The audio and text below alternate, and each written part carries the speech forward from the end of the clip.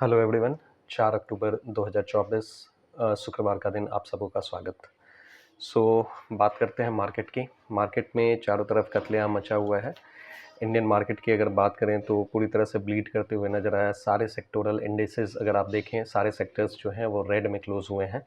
और ये वैसे अपॉर्चुनिटी होता है अगर कोई investor in long term investment करना चाहते हैं, तो जो वैल्यू पिकर्स हैं वो इस तरह के क्रैश का वेट करते हैं। इनफैक्ट फर्दर क्रैश जो होगा वो फर्दर बाइंग की तरफ इंडिकेशन देगा।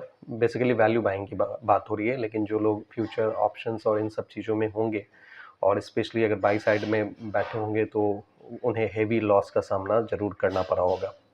सो इंडियन मार्केट इतना निगेटिव क्यों है, इसके बारे में अगर हम लोग बात करें तो अभी जो है, अगर आप नोटिस करें तो बहुत सारे निगेटिव न्यूज़ जो हैं वो इंडियन मार्केट की सिचुएशन को ख़राब कर रहे हैं।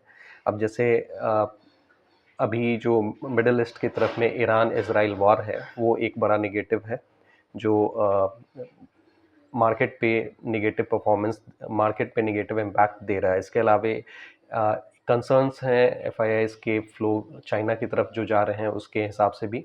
यहाँ पे जैसे हम लोग पहले भी डिस्कशन किए हुए हैं कि इंडियन मार्केट को जो है, जैसे फेड के रेट कट के बाद में लिक्विडिटी रश जो है वो इमर्जिंग मार्केट को चीज़ तो जरूर कर रहा है, लेकिन उसका कितना पोर्शन इंडिया में आ रहा है ये अभी कंसर्न है। क्योंकि अभी जो है, अभी के सिचुएशन में ज़्यादातर पोर्शन जो है वो चाइना जो है अभी कैप्चर कर रहा है।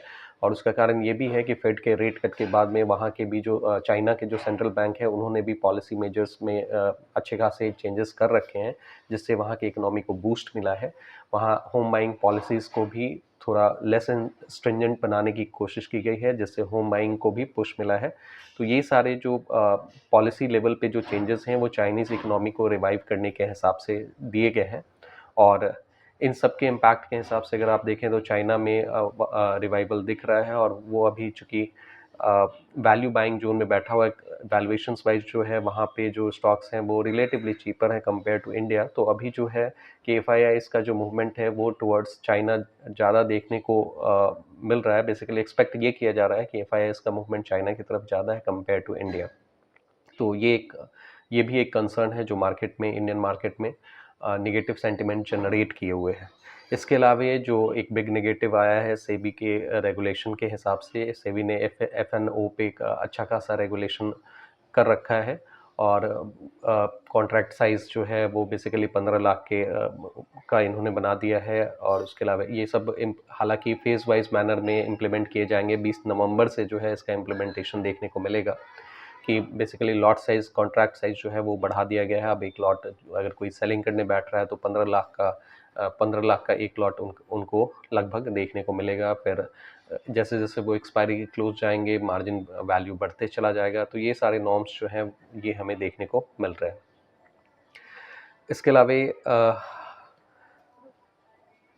तो ये सारे नेगेटिव एटमॉस्फेयर जो हैं वो मार्केट के अंडर परफॉर्मेंस के लिए आप कह सकते हैं कि रिस्पॉन्सिबल चल रहे हैं। और इस बीच में अगर आप दूसरे न्यूज़ पॉइंट्स की अगर बात करें तो आईपीओ के हिसाब से अगर आप देखेंगे तो केआरएन हीट एक्सचेंजर की लिस्टिंग हुई है, और ये सुपर डुपर हिट रहा है। वैसे भी ग्रे मार्केट के हिसाब से अगर आप देखें तो 125% का प्रीमियम एक्सपेक्टेड था, और अगर आप देखें तो ये लिस्टिंग के साथ में 118% का गेन दिया है। तो बजाज फिनांस का जो बजाज हाउसिंग फिनांस का जो आईपीओ आया था वो भी मोर देन 100% का जो है लिस्टिंग के साथ में गेन दिए हुए था। केआरएन हीट एक्सचेंजर के साथ भी इसी तरह का सिचुएशन है। हालांकि बजाज हाउसिंग फिनांस के साथ में ये चैलेंज था कि वहाँ पे वो ऑलरेडी आप कह सकते हैं कि मार्केट कैप्स के हिसाब से 50,000 करोड़ का मार्केट कैप वो लेके बैठे हुए थे अभी। और ये जो केआरएन हीट एक्सचेंजर है ये एक छोटी मार्केट कैप की कंपनी है, और लेस देन 5,000 करोड़ की ये मार्केट कैप की कंपनी है। और उसके हिसाब से ये एक आगे इसका बोला जाता है कि अगर मार्केट कैप छोटा है तो आगे इनके पोटेंशियल ज़्यादा देखने को मिलते हैं ग्रो करने के हिसाब से। तो केआरएन हीट एक्सचेंजर की धुआंधार लिस्टिंग रही है, 118% का गेन हमें देखने को मिला है। इंडियन मार्केट के हिसाब से अगर आप देखेंगे तो सारे के सारे ब्रॉडर इंडेक्स मोर देन 2% या 2% के लगभग में गिरे हैं। Nifty, bank Nifty, mid cap index, ये सारे मोर देन 2% जो है वो डाउन कल के ट्रेडिंग सेशन में रहे हैं। आज की मार्केट के सिचुएशन के हिसाब से भी बात करें तो गिफ्ट निफ्टी के जो इंडिकेशंस हैं वो गैप डाउन ओपनिंग के ही दिखा रहे हैं। मोर देन 100 पॉइंट का गैप डाउन ओपनिंग हमें अगेन देखने को मिल सकता है। डाउ जोन्स फ्यूचर की भी बात करें तो वो 0.22% डाउन दिख रहा है। तो ग्लोबल लेवल पे जो यूएस का मार्केट है वो भी बेसिकली निगेटिव चल रहा है। तो इसके हिसाब से 9-15 पे ये उम्मीद जताई जा सकती है कि मार्केट गैप डाउन 100 पॉइंट के आसपास में ओपनिंग हो। बाकी 9-15 पे जब मार्केट खुलेगा तो एग्जैक्टली हमें उसका परफॉर्मेंस दिख जाएगा। अभी अगर आप देखेंगे तो यूएस यूरोपियन ये दोनों मार्केट जो हैं वो नेगेटिव टेरिटरी में कल क्लोज हुए हैं। कल के परफॉर्मेंस के हिसाब से अगर आप देखें, एशियन मार्केट अभी जो है वो flat with positive bias maintain किए हुए है और इसमें चाइना का रोल आप कह सकते हैं कि एक तरह से ये संभाले हुए है। हैंगसेन जो है चाइना को ध्यान में रख चाइना को फॉलो करते हुए वो अच्छा खासा गेन इंडेक्स लेवल पे देखने को मिला है। वहाँ पे पिछले 2 हफ्तों में वहाँ पे हैंग सेंग इंडेक्स की अगर बात करें तो मोर देन 30% का रिटर्न हमें देखने को मिला है। और वहाँ के जो टेक्नोलॉजी रिलेटेड जो इंडेक्स है हैंग सेंग का, हैंग सेंग बेसिकली हांगकांग की बात हो रही है, तो हांगकांग के जो टेक्नोलॉजी रिलेटेड इंडेक्स है हैंग सेंग का, तो वो मोर देन 40% पिछले 2 हफ्तों में गेन दे चुका है।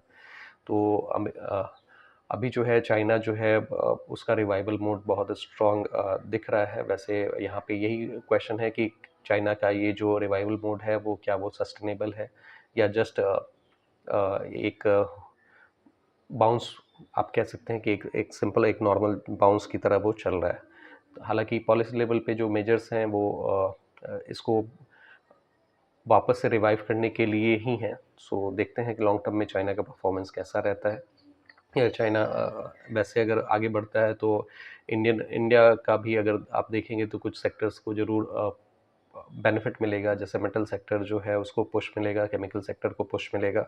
तो इन सब सेक्टर्स जो हैं वो सारे बेनिफिशियरी होंगे। इवन फार्मास्यूटिकल में एपीआई वगैरह को बेनिफिट मिलेगा, तो ये सारे सेक्टर्स जो होंगे वो बेनिफिशियरी होंगे। सो देखते हैं आज का मार्केट कैसा रहता है। रिलायंस कल के मार्केट में अच्छी खासी धुलाई वहाँ पे हुई है, लगभग 4% के लगभग में वो डाउन क्लोज हुआ है।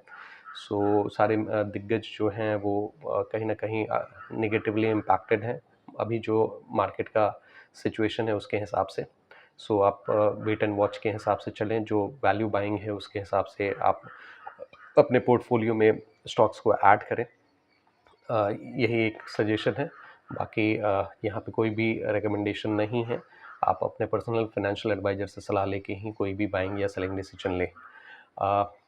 अगर आपको लगता है यहाँ से कुछ वैल्यू मिला है तो आप इस वीडियो को लाइक करें, इस चैनल को सब्सक्राइब करें। अगर आपके कुछ क्वेरी हैं तो नीचे कमेंट बॉक्स में ज़रूर मेंशन करें। Thank you for your participation.